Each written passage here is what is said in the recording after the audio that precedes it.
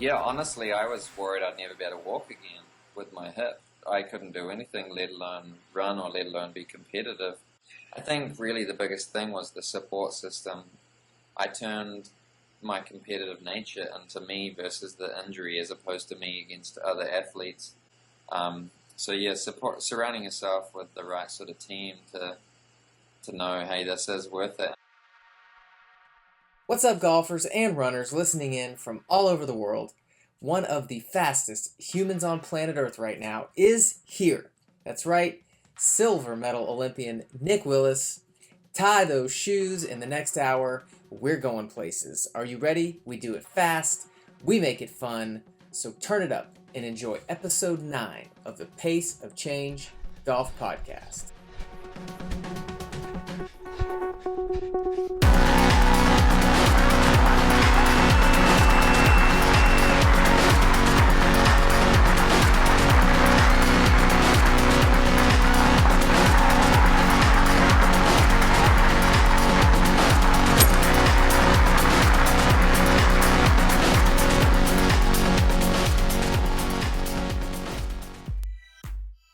Hey everybody, this episode of the Pace of Change Golf Podcast is brought to you by our newest sponsor, Taylor Brands.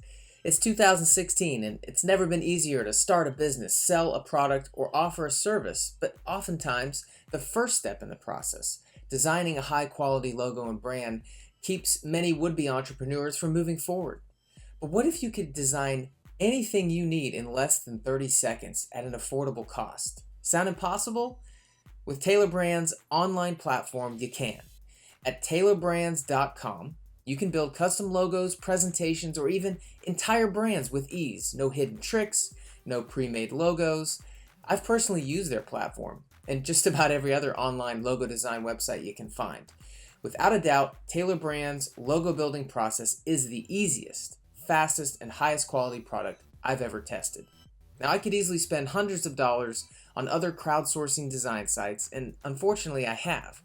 But don't make the same mistake. Try it for free today, taylorbrands.com. You can go through the entire process and then decide if you want to make the purchase.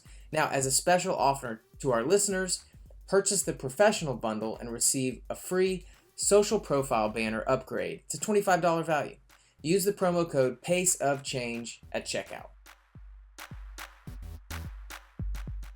All right, so it's the 2008 Beijing Olympics. He's running on an undiagnosed hip and knee injury. Nick Willis emerges from the pack down the home stretch, the last 100 meters of the 1,500-meter finals. He passes 3 runners and earns a coveted medal for his valiant effort. Ends up being a silver medal. A few months later, after a well-deserved break from running, he's at home. Nick discovers Speedgolf as a way to ease back into his training regimen. And man, he falls in love with it and shoots an exceptional round of 79 in just 44 minutes his first time out. What you're going to find out about Nick Willis in the next hour is that he's not just committed to being an exceptional athlete at the expense of other areas of his life, like being a husband and father. On the contrary, Nick is committed to a much higher calling, that of being an exceptional human being. What we watch him accomplish on television is just the outpouring of a lifestyle he employs behind the scenes on a daily basis. It's a lifestyle that emphasizes self-awareness, balance, gratitude, appreciation, trust, and support. For him, maximum energy is derived from a clean and balanced body, and maximum output is the result of a pure and clean conscience. Whether you're a golfer or a runner, we all stand to learn a lot from this Olympian, who's been through the ups and downs of sport and life and has managed to find meaning in every moment and has continued to ask the most of himself every single day. It was a real honor to have Nick on the podcast, so I hope you enjoy.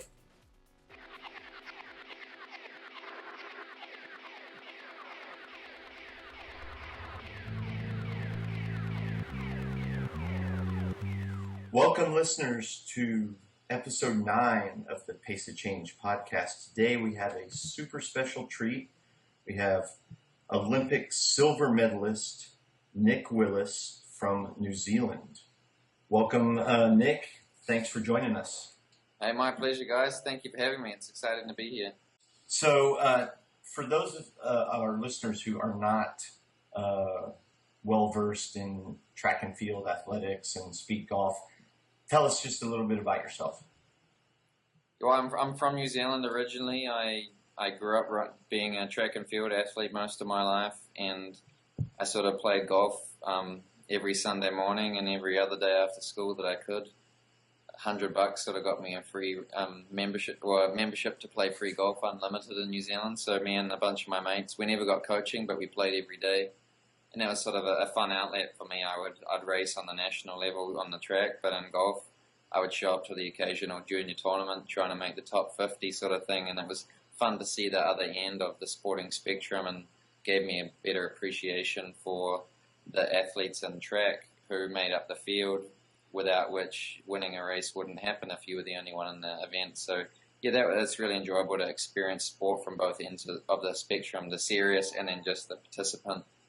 And then as my running improved, I ran a 401 mile at the end of high school and basically opened up the doors for me to get a scholarship to whichever university in America of my choosing. And that led me to the University of Michigan in Ann Arbor.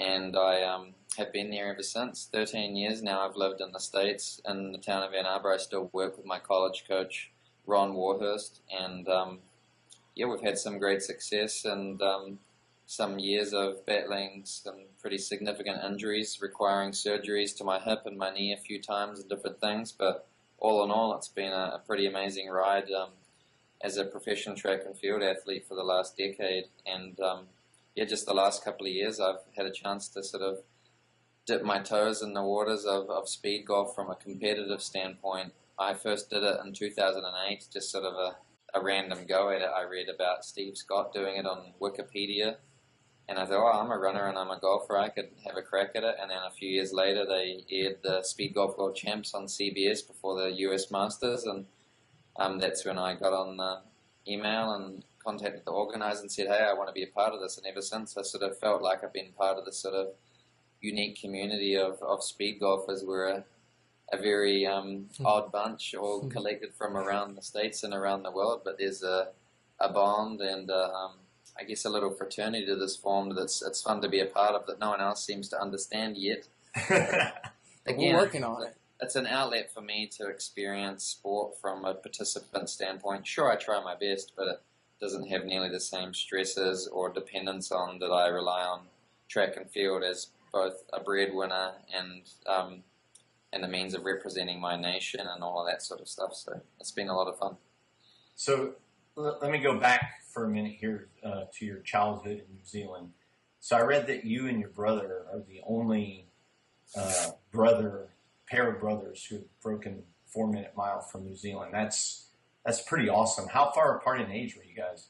Yeah, so we're 8 years apart, which is cool. But we are actually born on the same day, which is quite unique as well. Oh, wow. And so he really paved the way for me to avoid a lot of the potholes that many teenagers and young adults make in their sporting careers. Many of the mistakes that he made, he was able to advise me to avoid. So I had a relatively smooth sailing and a lot of doors were opened. Then I was able to capitalize and step into them as opposed to missing out on opportunities that so many talented athletes and people in all different fields of life miss out on because they just don't have someone to sort of lead the way first. So I've been a great benefactor of being a younger sibling, and now he's turned many of his errors in his competitive sport into becoming a really successful coach, and so he's employed by Track and Field New Zealand, or Athletics New Zealand as it's called, as a coach and an administrator in that role. So that's been a really healthy sort of balance in our family to have he and I involved in the sport from different capacities. That's pretty cool. I am disappointed, though, in not being able to ask about the incredible relay team that you guys could have had. Did actually get to race for one season, and that was when are we finally going to be, when he returned back from his own scholarship in America, and then when I was going to be good enough to actually be racing at the same tier as him. So I won a couple, he won a couple, and then his career ended with basically career-ending injuries. So Yeah, it was a unique time that now we can joke about with his athletes that he coaches that I train with on occasion as well. That's pretty cool. So who broke you mentioned- who broke the 4 minute mile first? I mean, in other words, at what age did you do it quicker than he did?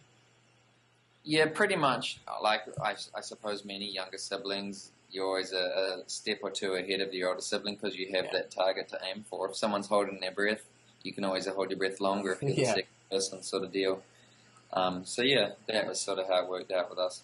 So you had mentioned that you pretty much could have your pick of whatever top tier university in America you wanted to run track for. Why did you pick Michigan? There was a sentiment at the time, and perhaps it still is there now, from the New Zealand running fraternity. There's a fear that they're going to lose all of their talented athletes, and it's going to deplete the depth of the local competitions. And then there was a fear that if you head over to America, the coaches will use and abuse you, having you run 3 or 4 races at a meet and be racing these dual meets and all these different events every weekend, and you'll be burnt out and never be seen again in the sport and not return to New Zealand, sort of deal. So I decided I would look up to find out which athletes had been to college in America and had had great success many years after their college experience. And there was a Canadian runner named Kevin Sullivan. He's one of the top runners of the late 90s, early 2000s, and he finished 5th at the Olympic Games 4 years after having finished his time in the NCAA, and then he continued on afterwards. So I had no idea who his coach was, but I thought, I've got to find out. I've got to get coached by that same person, because they obviously know how to balance out a long, successful career. And it happened to be the University of Michigan was where he went, and Ron Warhurst was his coach. And it's been we've had one of the longest tenured relationships in the sport. We've been working together now for 14 years, and it's been a great friendship as well as a coaching sort of mentor relationship as well. And I consider him the third grandfather, the third grandparent of my 2.5-year-old son, and they're very close as well. So it's been very special. So you're often called a middle distance runner, and I've seen you have very notable times in every distance from 800 meters to 3,000. What is your favorite distance? It seems to be the 1,500 meters has been the sweet spot for me. I don't have the raw sprinting or acceleration speed of a lot of the 800 meter runners. They come from a 400 meter background, and I've got a slightly bigger frame than a lot of my African competitors, at least in the longer distance races, and that catches up to you after a while. So the 3 3/4 laps or the mile 4 laps when we run the traditional event has been sort of an event where I have enough speed and enough endurance, and it's just like Speedgolf is a more exciting version of golf. I think the mile is the most exciting version of running, because you have to work on all facets and aspects of training. You've got to be in the gym, you've got to do the hurdle and agility work, you've got to work on your sprinting, so you get to sort of feel like an athlete. You're not just this skinny, boring distance runner. But then you also have to get out on the trails and on the roads and put in the long distance work, and you develop the mentality and the tenacity to handle that long grind of the marathon type of training. So there's never a boring day. It's different every day, and you've got to sort of tap all of those different energy systems, and I find that really enjoyable. Well, I have to agree with you. Although I'm partial, I also ran a mile in high school, so I think the mile is also the most exciting to watch. Probably a close second would be the 800, but I also think as a runner, for me at least, the 800 was by far the hardest distance to run. Would you agree? Yeah, they're all very hard in different ways. When you get up to the very top levels, to run a 10K or a marathon's got to be the worst, because you're just in excruciating pain for so much longer. The 800, once you get really fit, you don't really feel that pain at the end of the race. As when you're young, the 800, you can go until you're throwing up, basically, because it's not long enough that you're willing to go into that hurt box. But once you get, I guess, as a senior athlete and you're putting in the real volumes of training, you recover so quickly afterwards that it doesn't end up being that painful.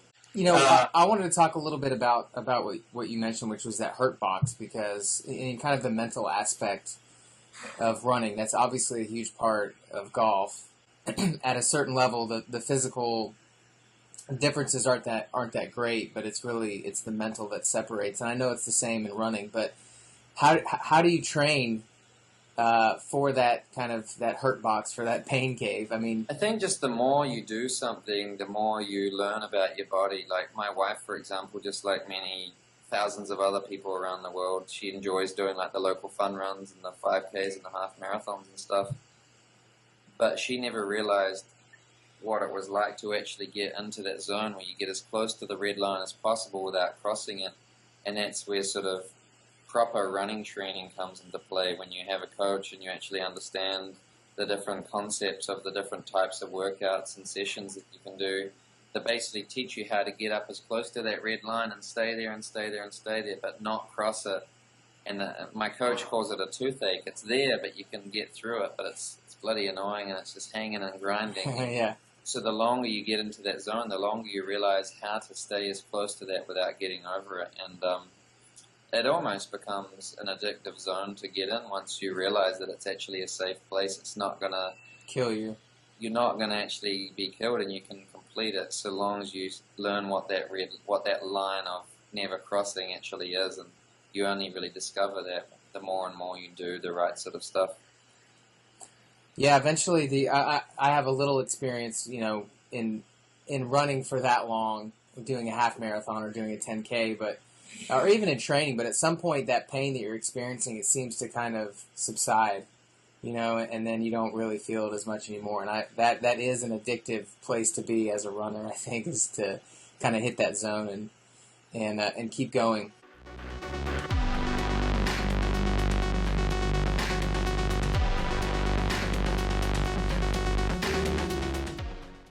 You spent some time in Flagstaff last year. Whose idea was that, and what was the purpose behind it? Initially, basically, my family, we decided we were going to have Christmas in Michigan as opposed to New Zealand. We often alternate which family, as many Americans do. You alternate Thanksgiving and Christmas, right, with the different in-laws of your own family. And that year we decided to have Christmas in Michigan, which meant we were going to be stuck in the Northern Hemisphere during the winter. So we wanted to go somewhere after Christmas to get some training away from the Michigan elements. And a couple of my friends were heading to Flagstaff, and I didn't really think I needed the altitude, but I thought, hey, although they get some snow, they get a lot of sunshine there, so we decided to head there, and it turned out the altitude was not only an interesting sort of new component into my training. I've been doing it for many years. It was sort of fun to have something different just to mix things up. It actually seemed to produce some pretty good results as well. So, altitude training is quite interesting in this. You have to trust that that the work is, the effort you're putting in is what is important, and not the results on your stopwatch. You've got to sort of forget about hitting targets or different markers that you're used to using as a gauge for your confidence. You've got to trust. You've got to trust whatever plan you're following, that it's going to be enough and not need those sort of signals of affirmation. Yeah. Otherwise, and that's where that understanding that red line and recognizing it when you're hitting it comes into play, where you may be slower on the stopwatch, but the feeling of the red line is still right there. Yeah, and even like heart rate stuff, I've never used a heart rate monitor before. The only times I've ever really measured heart rate is when I've been injured and been stuck on a treadmill or a bike. It just gave me something to do when I'm stuck on those for a while. You can't always equate sea level heart rates to altitude and just use a comparison. So by understanding your body, I basically have a heart rate monitor, and it's because I've been running my whole life that I understand what the right feeling is. It's not a number, but it's a sense or a feeling. So I was able to, fortunately, translate that into understanding my body at altitude. Yeah, as somebody who has used a heart rate monitor, I definitely can say, like, so if I ran a lot at 155 beats a minute, eventually I wouldn't need the monitor to be able to know that I was running at 155 beats a minute. I could just run and be like, oh yeah, that feels like 155 right there. And if I ever tested it or looked down, sure enough, I mean, you can get it pretty darn close. You know, you can get that feeling down real tight where you know exactly how hard you're going. Absolutely, and that's with injuries, with recovery, with all aspects of physical fitness and all of that. To get the most out of yourself, it's about reading your body, and I'm very thankful to have doctors and physical therapists and massage therapists and stuff that ultimately they defer to me first because they said, look, the athlete knows best, so let me help decipher what you think you're reading first, and then we'll help you, as opposed to them just telling you, because deep down they feel like we understand our body better than anybody, and I appreciate that, and I think that's true as well. This is a good transition to get into some of your injuries. You had a really serious knee injury that could be even career-ending for some people.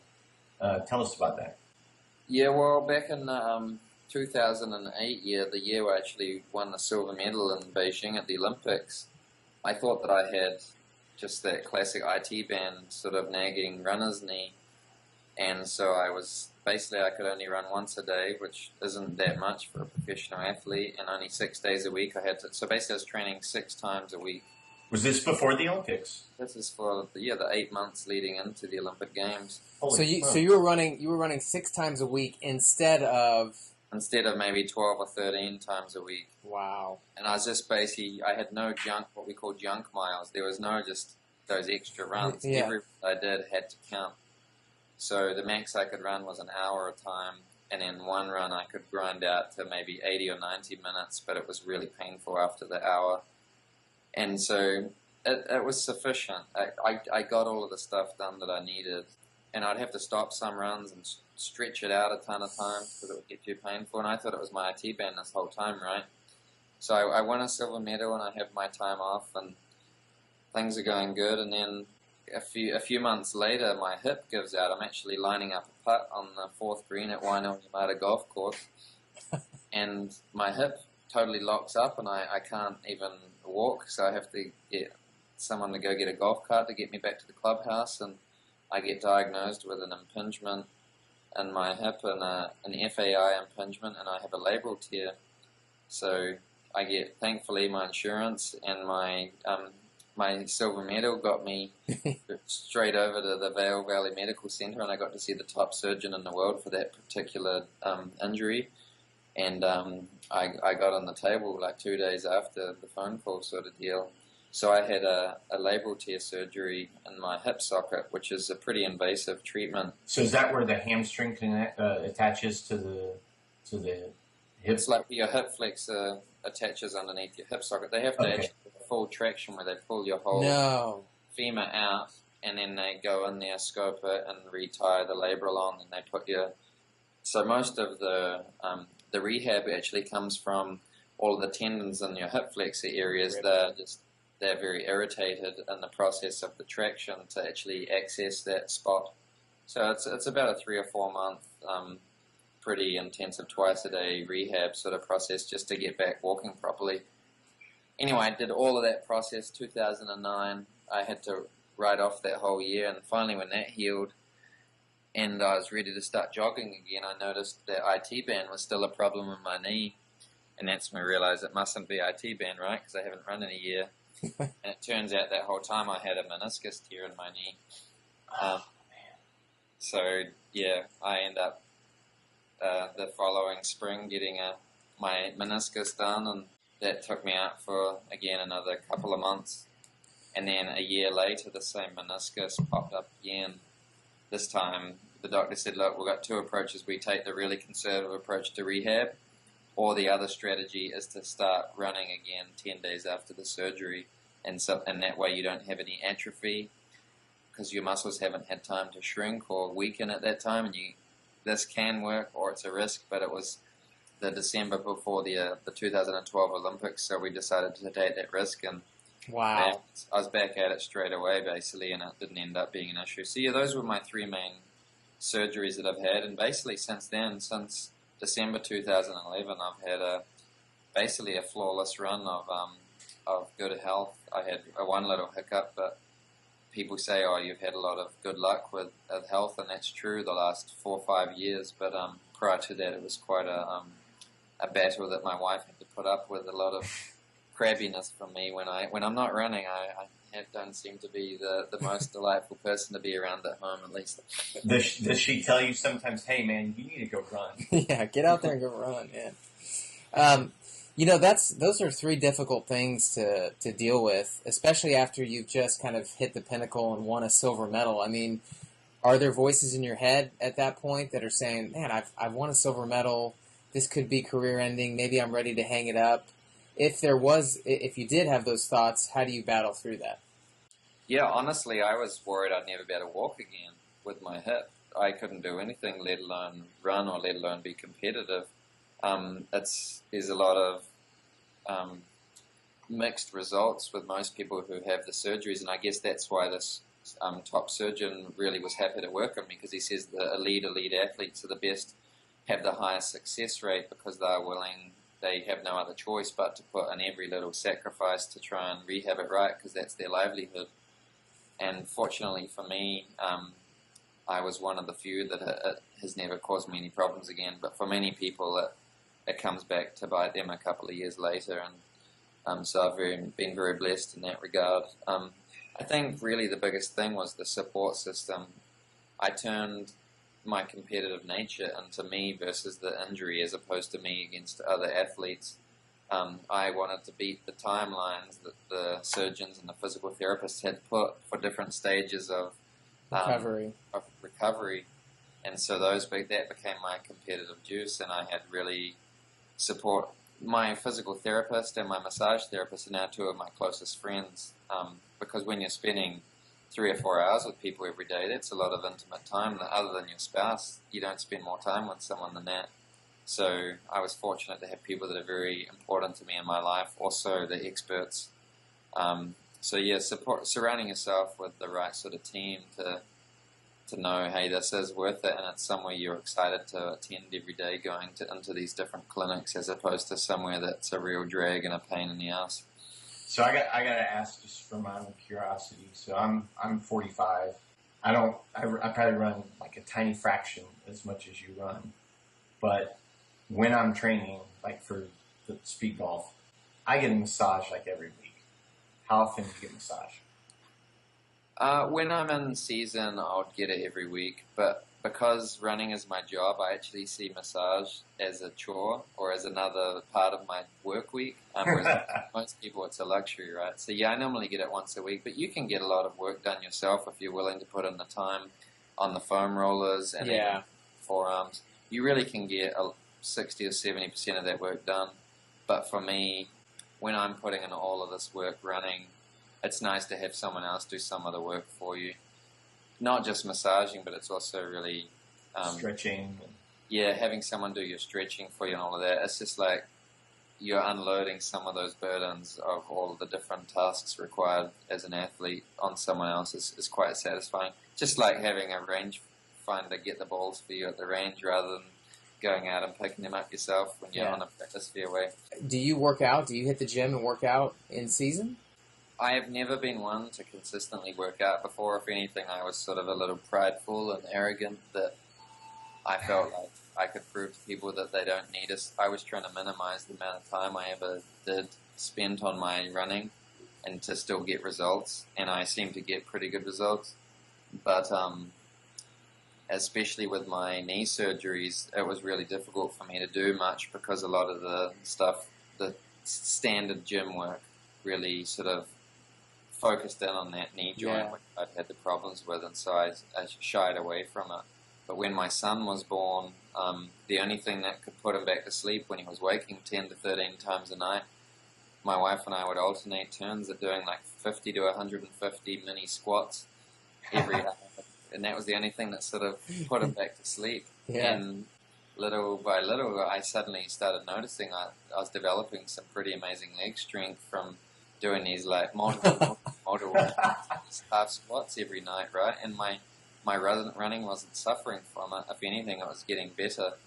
And so I decided, all right, it's time to translate that into something that's actually more structured. Yeah. And so now I'm employed the use of the head strength and conditioning coach at the University of Michigan, Bo Sandoval, and he used to work with the U.S. Olympic Training Center in Colorado Springs, and so he's now tailored a program for me which understands my weaknesses that aren't ideal with my knee and stuff, so we avoid the risks while trying to use some of the gains. And yeah, I'm actually starting to, just like running, it takes about 6 weeks to get past that grind where it's just a battle and you don't really enjoy it because it's so painful and you feel so useless. But once you cross that threshold and you're not suffering the soreness the next day, it can get quite addictive. And I think I'm only just sort of entering that zone of it, but I really seem to have found some new life. And again, like I said, with the altitude, it's always nice to throw some new things into my regimen since I've been doing this for so long. You don't be just repeating the same old stuff. So, like you, I never really trained a whole lot for the running I did, and I just kind of had, I could jump off the couch and go run a marathon, no problem. So I never really did any kind of training, but recently I've started to do some weightlifting and stuff, but most notably core work. And I've noticed that having a much stronger core, a much more stable core, is actually really helping my running, and it's giving me like a better foundation to push off of, and it's kind of given me some new life in my own running. Do you find a similar experience with regard to the core? Absolutely, and on top of that, I think one of the greatest benefits of strengthening your core and just a general all-round body strength is the unseen benefits, and that's basically all of the times that someone bends over and strains their back because they're picking up their luggage or got to carry. For me, I travel so much, carrying big bags out of a bus to get it into the taxi and that sort of stuff. People pick up a lot of these sort of random injuries because they're doing a lot of random exercises in their life that they're not used to. But if you develop that core and that general body strength, you're avoiding a lot of those potential pitfalls that can sort of suddenly happen to an athlete, whether they're a runner or whether they're of any sport. And I find the biggest benefit comes for me in that regard is not only the minimizing those random injury occurrences, but also I'm not as stiff or sore the following day after a hard training session because I've got just my muscles have developed a greater tolerance to stress, so that when I am doing those harder workouts, or if I suddenly hit a downhill or an uphill or something that would be a shock to my quads, because I've been doing that standard work in the gym, then the following day you're not waking up feeling as stiff and sore. And a lot of the gym movements actually require greater range of motion than you're used to as well, so it actually increases your flexibility in a more dynamic way as well, so that again covers a lot of those bases. Yeah, one of the ways I've heard explained to me by some pretty advanced trainers is that your body's designed to move in 4 planes, right? Front, back, side to side, up, down, and then rotationally like a golf swing. And for most of us, if you have a favorite sport, almost all sports, it's pretty much just forward. Running, you're just going forward. Cycling, you're just going forward. Even swimming, you're just going forward. And we don't ever train any of these other directional movements. And that's when what you're talking about earlier comes into play, where picking up the luggage, now all of a sudden, you haven't worked on developing muscles for bending over sideways to pick up the luggage over the curb, and you end up with an injury. Well, just doing yard work, that's when you can pick up a lot of injuries as well. For sure. Hey everybody, this episode of the Pace of Change podcast is sponsored in part by Links Run.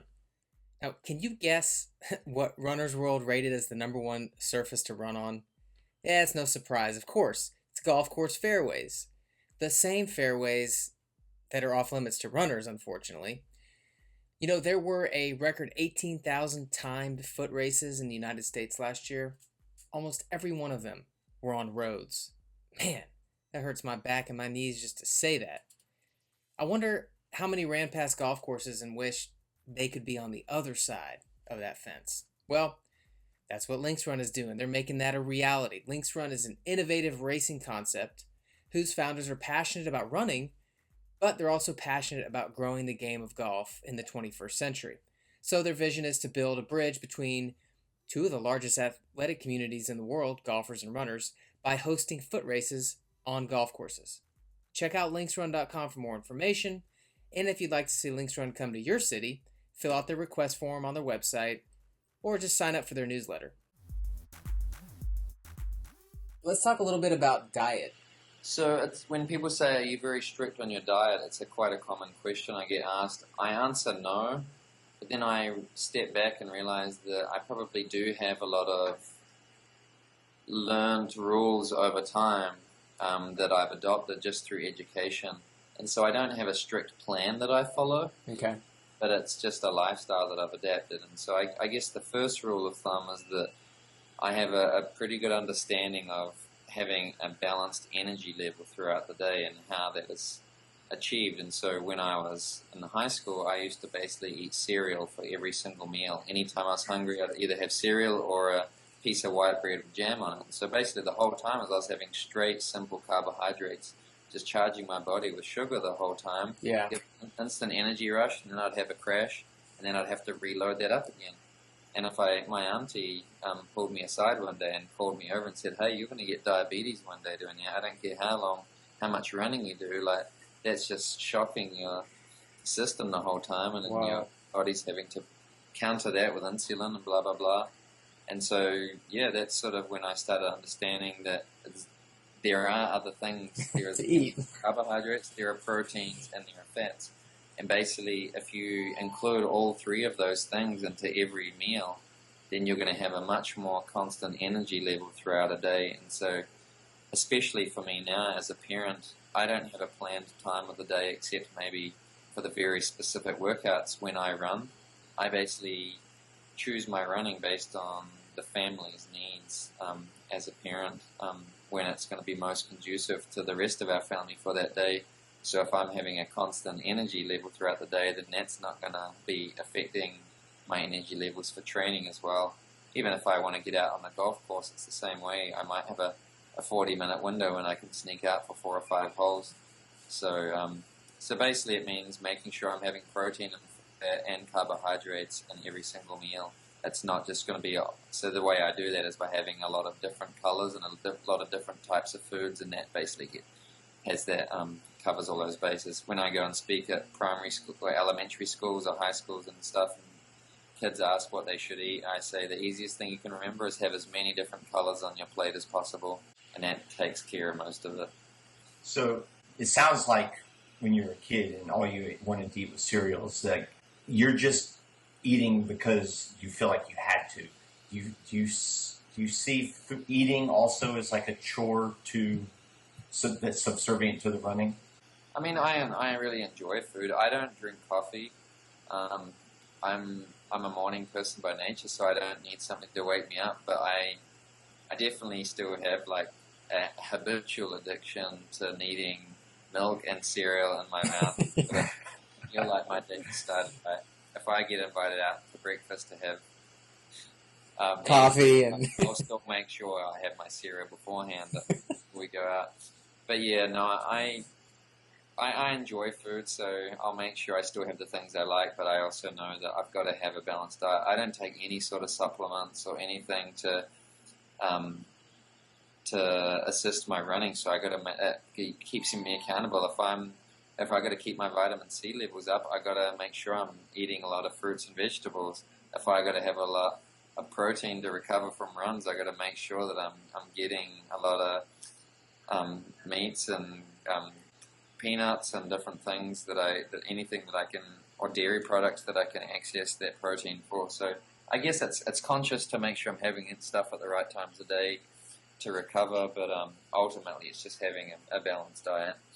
So a lot of athletes, I don't know about the professional level, but sort of at the higher amateur levels, a lot of athletes think that caffeine is actually a performance enhancing substance. Like they take it before races. To enhance their performance. Yeah, I assume since you don't drink coffee, you don't subscribe to that.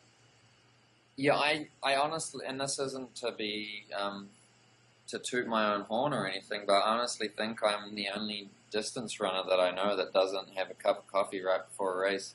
Or now there are other means of having caffeine, whether it be through chewing gum or through tablets. Yeah.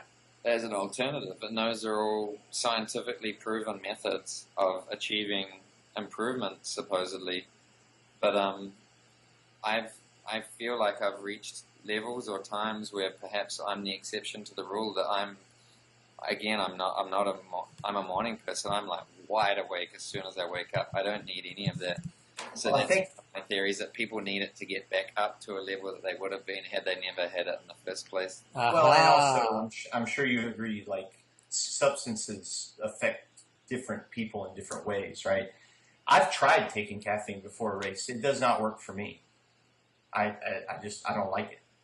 And there's so many, it'd be so hard to hold all of the other variables constant and know that that is the factor, because every race is going to be different because of 100 different factors which will affect performance. So it's really hard to really know. If I run a PB or a PR and I took caffeine before the race, was it because of that, or was it because of the stage of training cycle I was in, or the sleep that I had, or my body weight, or all of those different things? It's impossible to know. Yeah, for me, I just don't like the way excessive caffeine makes me feel. Yeah, the jittery. I love it. I love the feeling of caffeine. Since I have to travel so much, I just don't like to have anything as a crutch that I'm reliant on, because what if it's not accessible? I don't want to have anything that ends up stressing me out because I can't get it in time. People have missed buses because they're in a long line at the coffee shop before they... So, Nick, I want to ask you about, talking about performance-enhancing drugs going beyond caffeine. I mean, I've read a couple of articles lately, and you've had some comments, but how do you prepare yourself to handle the fact that while you may not know if or who out there is abusing some sort of performance-enhancing drug, I mean, how do you prepare your headspace to go out there and kind of manage that and deal with that, knowing that that's not something you choose to do, but there's other people that are doing it trying to get away with it? I mean, setting that all aside and having to go out and give your best race, knowing that, man, someone else out there might be abusing that, and therefore there's a chance where I'm not going to finish as high as I could. Yeah, I guess there's two approaches to take, and many have taken the first approach in the past, where they basically say, I'm just going to give everyone the benefit of the doubt and just assume it's a level playing field, so that way it's not going to affect me. Yeah. The other approach is say, look, I'm not going to be ignorant about this. It's real, and I have a pretty high assumption of who the likely candidates are going to be.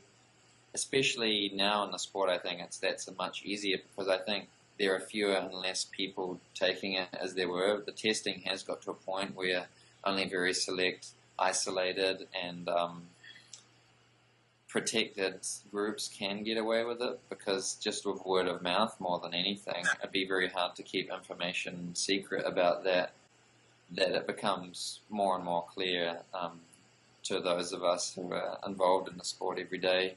And ultimately, it doesn't bother me, because I know that in all fields of life there's going to be corruption and people who are cheating. What are you doing? And so I feel like I've received so much from the sport, way more than I could have ever dared to dream, both financially and experientially, that who am I to be complaining on the start line at the same time, Like, I feel like God's given me this opportunity, so it'd be a slap in his face, if anything, if I said, look, I don't want to be here because of this stuff.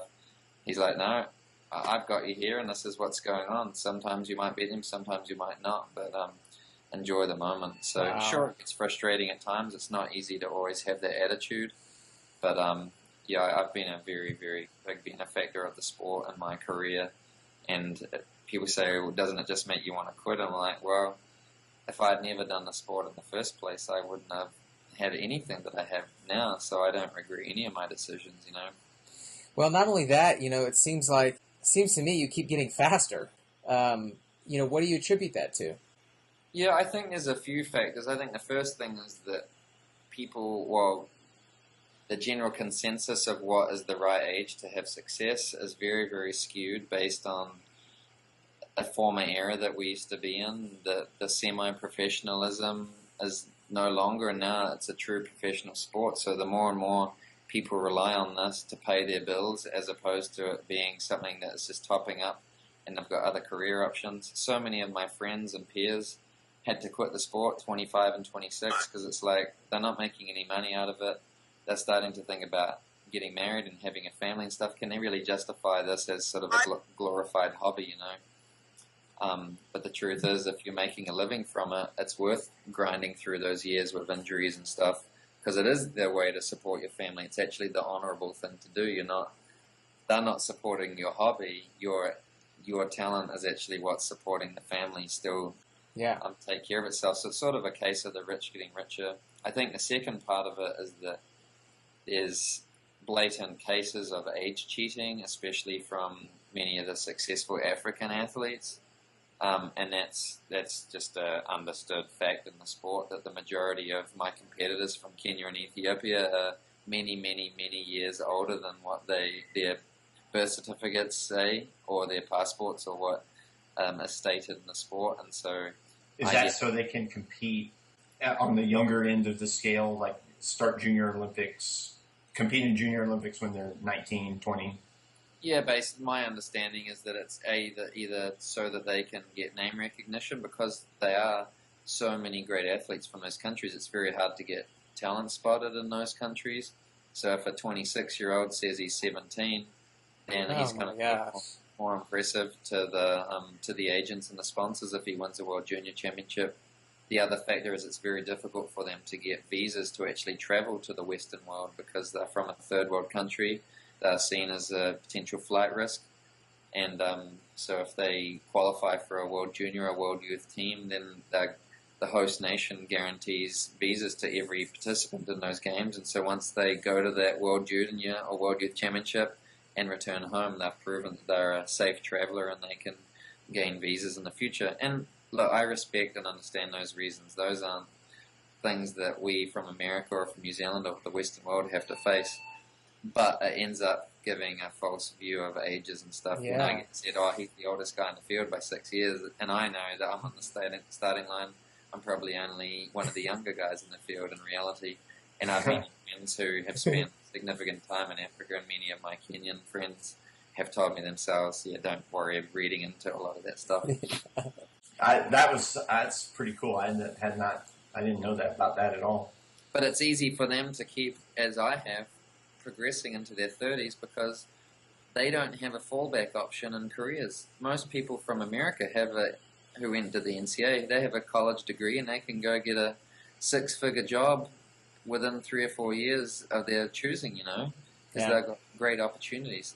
For the Kenyans and the Ethiopians, it's running or bust, so they do it as long as they can, and they're able to see the continued improvements that come from that.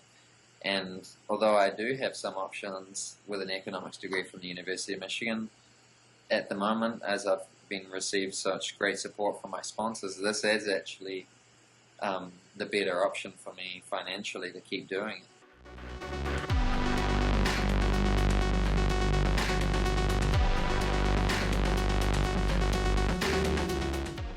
All right, I want to ask you about your first Speedgolf experience. I know you found out about it, and then there was a time when you said, I'm going to go give this a try. I've never done it before.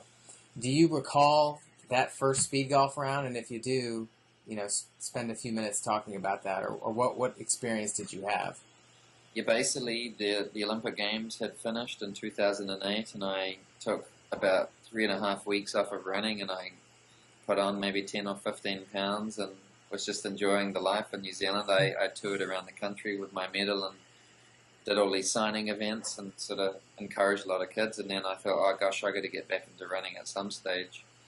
And I had read this Wikipedia entry about Steve Scott, who had I read that one. He shot in 92 and 26 minutes or something like that. I don't know what it was. And I thought, oh gosh, that sounds like a lot of fun. Maybe that will actually get me back running again. After winning a medal, it's like, am I ever going to be motivated again? And my friend was the assistant pro at my local club, Shandon Golf Course. So I said, hey, let's do this. You could drive on the cart. Can you make sure that there's no one going to be in our way? And we'd grown up playing golf together. And he said, yeah, sure. And so I had no idea how to go about doing it. Yeah. So I carried a 4-iron, 6-iron, 8-iron pitching wedge, driver, and putter. So I think I might have actually had an illegal number of clubs. How many is that? Was that 6? I think that was 6, so you're good, yeah. Yeah, and it was just one of those miracle rounds where nothing went wrong. I missed a bunch of putts, but I hit every fairway, and I end up just using the 6-iron pretty much the whole time, just by default, because you got so comfortable with it. And I even sunk a bunker shot, and so I was 2 over after 9 holes, and it was my first ever go, and I don't shoot that on normal golf. And I got pretty tired by the end, and I shot a 79 in 44 minutes or something like that. And so I was like, wow, that's incredible. Maybe there's something to the Speedgolf thing that, like, you take your mind out of the game and you hone in with one club and you get comfortable with it. Then you take all of the other sort of factors out of golf that often get in the way of your game. But that I didn't play again for 4 or 5 years until I heard about this. So that was just sort of like a local legend thing. I had my friend there as witness. So it actually happened. That's pretty cool. Was an actual sport. I got to tell you, I have weekly what I call intro to speed golf sessions down here, and the story you just told is a more common than not story. 20 handicappers, 15 handicappers, 12 handicappers go out and play 9 holes of speed golf for the first time, and shoot and play 9 holes in 30 to 35 minutes, and they're shooting 3 over, 4 over, 5 over. They're shooting the best rounds of their life, and they can't believe it. They have an amazing experience. So that's absolutely incredible. So 4 years later, you decide you're going to play in the World Championships. Did you train for speed golf, or did you just kind of head into the World Championships and give it a go? Yeah, the first year I trained for it, I think there was a lot of reputation on the line, because all of my professional running coaches and stuff, they're like, come on, you're repping us, you better not let us down, sort of thing. So it's like runners versus golfers, it felt like, and I was representing the running fraternity. So I probably put a little bit too much pressure on myself, and then when I finally arrived at Bandon Dunes, I realized how laid back everybody was. They weren't competitors with each other in the sense that they were actually happy to share information and ideas on the course layout and all of that sort of stuff. I assumed everybody would sort of be holding their cards closely, and you're each in from your own camp and all that sort of stuff. So it was a really refreshing and totally different environment that I was expecting, and that was probably what I took most away from it, was what a great community that it was, and so that's what I enjoyed most of all. And yeah, Bandon Dunes is a really, really tough course, and what I found the hardest was having 36 holes to memorize. You couldn't go back to the course the next day and make up for your mistakes. Yeah, it suddenly had to learn a whole new layout. And I don't know about you, but to me, all those links holes, they run together, and I get mixed up about, was that par 5 on Dunes or yeah. And it was like studying for your exams. You always study for the exam more than your last one, right? And so I memorized the old McDonald course, but not the one at Bandon Dunes. And so my second round really struggled. So I enjoyed this last one at Chicago, where I improved, I think, by 7 or 8 strokes on the second round, because I got the reading greens and stuff a lot better. But the main thing about speed golf is it's so addictive, because it's non-stop the whole time during your round, for me 40-odd minutes or so, but you don't have any time to reflect or dwell on the situation. So it's not till the round's over that suddenly you're reflecting back all of these different times that you could have made adjustments, and everybody else was in that same boat. And it's like when you come out of sitting an exam, it's like you've been so silent and intense that whole time, suddenly you want to get out there and start talking. So all of you are sort of like conversing about this experience that you had, this lonely 45-minute golf course, and suddenly your competitors, but you're also comrades with each other, because you all face that same bitch of a course together, Yeah. So when you train for speed golf, how is that training different than for track and field? Well, the first time I actually just played a lot of speed golf rounds, or just because I wasn't motivated to run after my season was over, so I actually used Speedgolf as a means to get myself to get running again. So it was a good way to sort of just put one foot in front of the other as sort of a start to my running training. But the last couple of years, I've been a lot more motivated and serious about my running ambitions. So I made sure I got my running training done first, and then if I had time, I'd go down to the golf course or the range and hit a few balls. But honestly, this past year, the only training I did was 2 days before the tournament. I hadn't played golf in 2 months. I thought, oh gosh, I haven't done any golf practice. So what I did is I had to do a long run, and unfortunately it was only 32 degrees that day and sleeting. So I did it on the golf course, and I played 2.5 rounds. I played about 46 holes. Oh wow! To get my 2 hours in on the golf course. Now that was exhausting, but got me back into the rhythm of golf. Yeah, speed golf. Yeah. Let's talk about Rob Hogan a little bit. I mean, clearly you're faster than pretty much anyone in the world at this point, but you know, Rob Hogan seems to consistently post the fastest speed golf rounds. Why do you think that is? Well, if you're shooting, let's say, an average of 80 per round, and if he subtracts maybe 4 or 5 seconds per shot, that's 400 seconds. That's 7 minutes. So I probably take 10 to 12 seconds per setup. By the time I put my clubs down, take a couple of deep breaths, hit my shot, pick my clubs back up. I think Rob only takes about 5 or 6 seconds with it all. He may not have the very best swing of everybody, but he can get 90% out of his swing only taking 5 seconds, whereas we've got to take 10 or 12 seconds to make sure we get a solid swing in, and that's, I think, his greatest asset. And he's a decent runner, but if you watch the videos, he's not even trying on his running. He just looks up, casually jogs off. So I think it's the amount of time he takes per setup that is the real gain, in addition to his one-handed putting that he does, Hogan-handed putting, as he talks about holding his clubs in his left hand, putting away.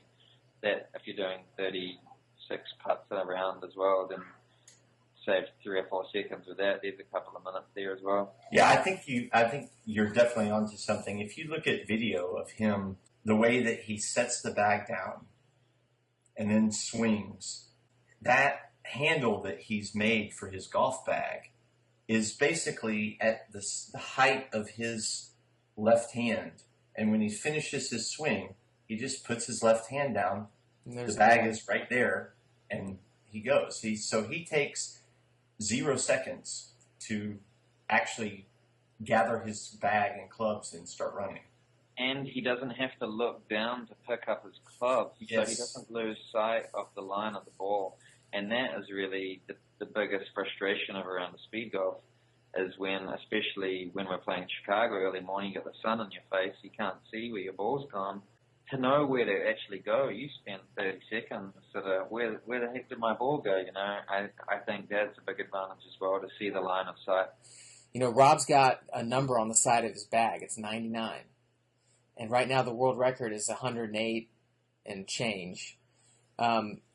Do you think a speed golfer eventually will get to 99? I think it all depends on the type of course that it is, the distance between the tees and the greens, and just how well you can play. Like the course in Rotorua where the New Zealand champs are, Landon Edwards he can hit it so far, he can almost drive all of the greens. So he didn't have to run fast at all to be able to, he was a very slow runner, but he could still get through the hole as quick as someone running in the mid-50s who was a decent runner, just because he didn't have to do any zigzagging throughout the way. So if you get someone who can hit the ball a long way on a short course, then that's definitely possible. Long way and straight. I think the thing for me that I've learned the most about speed golf is the course management. Always have the ball in front of you. Don't go long at all. It's worth sacrificing the risks of getting a bit closer, just so you're always playing towards the pin, never risking going beyond it, because you don't want to have to run further. Plus, the greens always slope a lot steeper on the backside of greens and stuff, so you don't want to have the ball rolling away forever. Whereas I used to just play it like a normal round of golf before, but your strategy actually has to change to maximize your speed golf score as well. Well, Nick, couple more questions. Number one, I've talked to a lot of people and had the thought myself, but I'll tell a lot of people about Speedgolf, or they find out about it and they go, man, that should be an Olympic sport. That would be so cool to be an Olympic sport. What do you think about that? Yeah, I think if once they get the technology, or I guess the technology's out there, but the investment to actually televise it properly, it'd be incredibly entertaining, because it can come down to split-second decisions. Are you going to attack that final pin on the 18th, or are you going to play it safe to get it under that time amount? And to track it on all these different apps and stuff now, that'd be fun as well. I think we're still probably 5 or 10 years away from having true Olympic level athletes in the sport. I think guys like Rob Hogan and himself are still very solid, but to have the true athletes, you need the guys that are the equivalent of the sub 4 minute milers, plus the scratch handicaps, scratch handicap golfers as well. And so what comes first, the Olympics to drag out those athletes, or the athletes to make it Olympic worthy?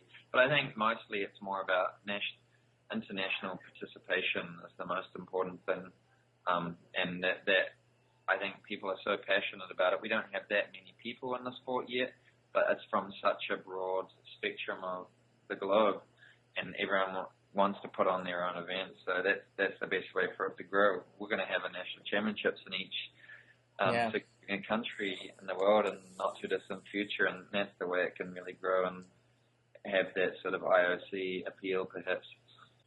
You know, in terms of the growth of the sport, there's kind of two camps. You know, we all, like you said, it's a great community. We've got a Facebook group and we all communicate. There's one camp that thinks that we need to try and focus on the top of the sport, where we're playing in under 50 minutes and shooting, you know, close to even par, and really highlight that part.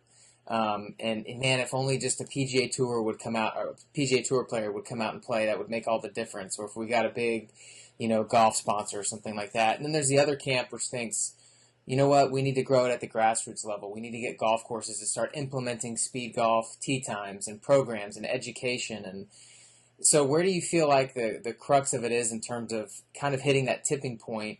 Is it we need more participation, or do we need more of a spotlight on the sport to then get people involved?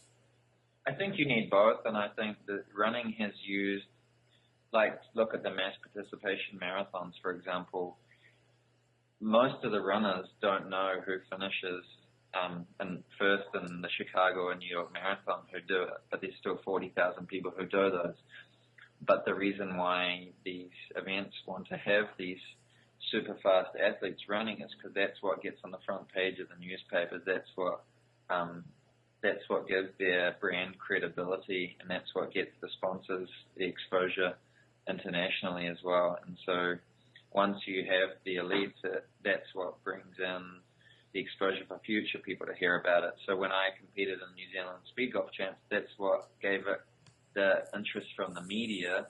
Thus, people knew about the event, so then it could become a mass participation or available for the grassroots. So you need to have a balance coming from both spectrums. To help grow the grassroots, you need to have the elites in order to draw the media publicity, which is the best sort of marketing. So last question for you, Nick. Do you plan on speed golf being a part of your life kind of indefinitely moving forward? Yeah, absolutely. I hope to be able to, when I'm finished running, still keep active and physical, and I think speed golf will be a good way to keep me incentivized to putting on the running shoes each day.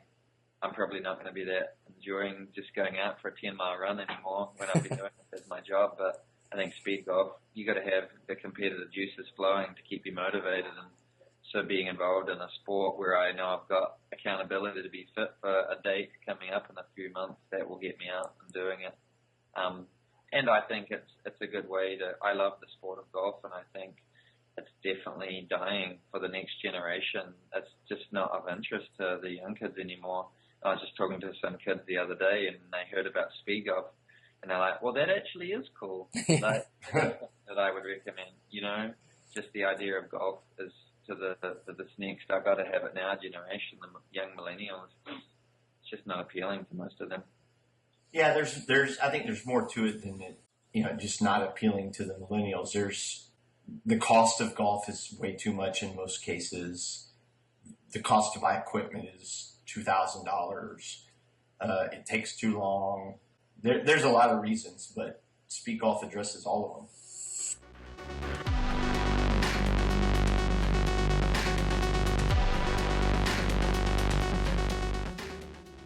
Well, Nick, man, we sure appreciate you spending the time with us. We're going to let you go, and we had a great time with you. If people want to get to know you more, if people want to be able to follow you on social media, where can they do that?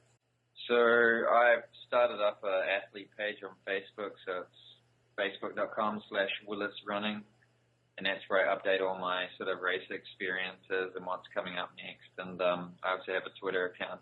I think Nick Willis is my handle, but I think Facebook seems to be the avenue which, although I thought Facebook was dying, it seems to be the one that for the people who I care about to follow me. Yeah.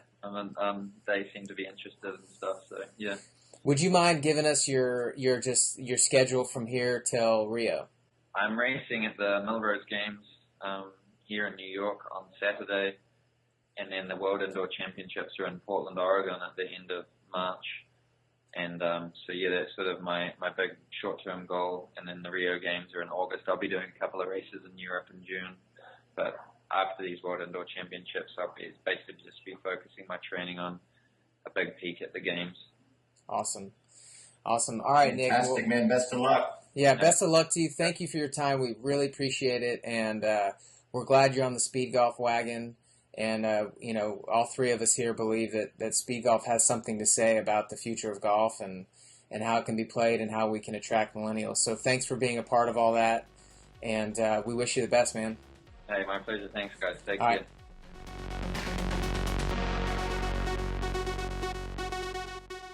All right, episode 9 in the books. Hey, we hope you enjoy our weekly interviews with the pioneers, thought leaders, and game changers in the world of golf. We put a lot of effort and hours into bringing our listeners informative, fun, and high-quality audio podcasts each and every week. So how can you help? Well, there's a few ways. One, follow us on Facebook /Pace of Change and Twitter @Pace of Change Pod. The most powerful thing you can do, which also doesn't take much time, is to subscribe to our YouTube channel. And if you're listening on iTunes, subscribe there and leave a review. That is so powerful, and it enables other people the chance to listen to this podcast as well. Of course, don't forget to visit our website, paceofchange.com, and sign up for our newsletter. It's going to keep you up to speed on the latest POC podcast news, announcements, product reviews coming soon, and updates. Look, every action you take above makes a bigger difference than you can imagine. So thank you in advance for taking the time to do that. How else can we serve you, the listener? What other topics would you like to hear about? Who in the world of golf would you like us to interview? Leave your comments on social media or on our website, and know that we value your feedback. All right, guys, until next time, pick up the pace. We'll see you next week.